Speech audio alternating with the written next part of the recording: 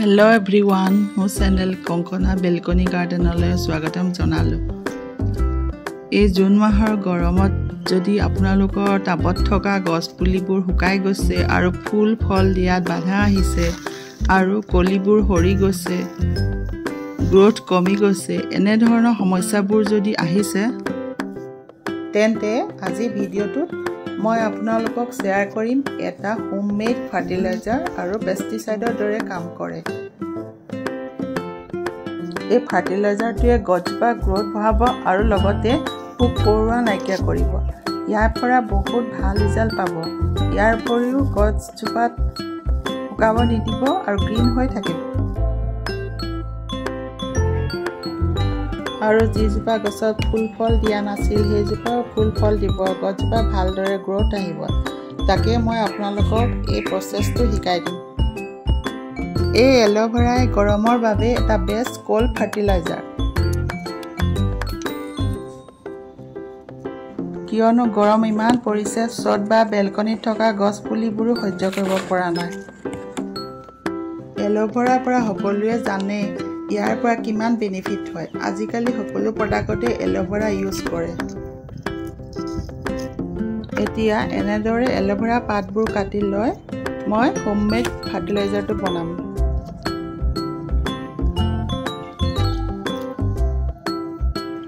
এই পাতবোৰ কাটি লৈ মই পানীৰ লগত ইয়াৰ পৰা জেলবিলাক উলিয়াইছোঁ। এনেদৰে পানী লৈ ল'ব, ইয়াৰ লগত পানীৰ লগত মিক্স কৰি ল'ব।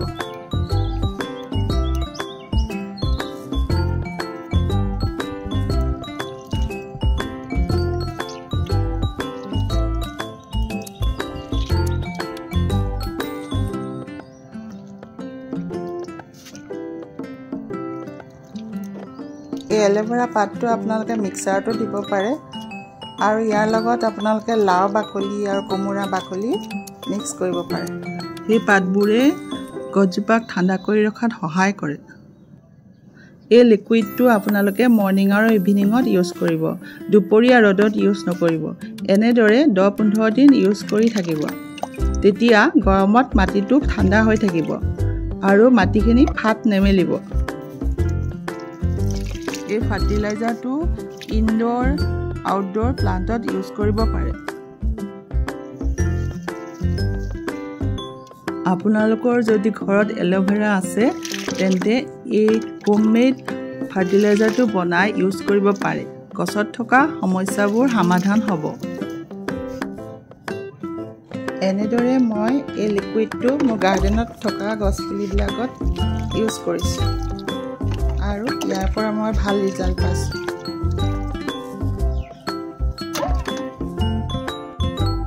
মোৰ এক্সপিৰিয়েঞ্চ ফালৰ পৰা আপোনালোকক এই টিপছটো দিলোঁ।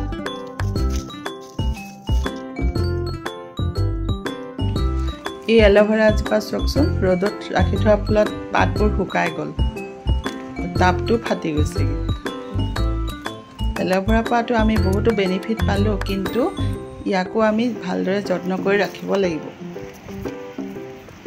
ইয়াক মই এতিয়া এটা এটাকৈ ভালদৰে ডাঙৰ টাব এটাত লগাই দিম। আমি যদি এল'ভেৰাজোপা যত্ন নলওঁ, ইয়াৰ জেলটো, পাতৰ জেলটো শুকাই যায় ৰ'দত। সেইকাৰণে আমি ছাঁহত ৰাখিব লাগিব। ইয়াত পুলিকেইটা ঘন হৈ থকাৰ পৰা মই ইয়াৰ পৰা 3 জোপাহে উলিয়াম, বাকীকেইটা পুলি আঁতৰাই দিম। যদি আপুনি এল'ভেৰাৰ পৰা বেছি পাত বিচাৰে তেন্তে পুলিবোৰ আঁতৰাই দিব, সৰু সৰু পুলিবিলাক আঁতৰাই দিব, ডাঙৰ কেইজোপা ৰুব। তেতিয়াহে আপুনি ইয়াৰ পৰা বেছি পাত পাব। এনেদৰে মই 3 জোপা পুলি ৰুই দিলোঁ। এল'ভেৰা বেছি যত্নৰ প্ৰয়োজন নাই। এবাৰ যদি লগালে আপুনি বছৰে বছৰে ইয়াৰ পৰা পাত পাই থাকিব। এল'ভেৰা সদায় গৰমত ছাঁ পৰা ঠাইতে ৰাখিব, তেতিয়াহে আমি ইয়াৰ পৰা জেল থকা এখন সুস্থ পাত পাম।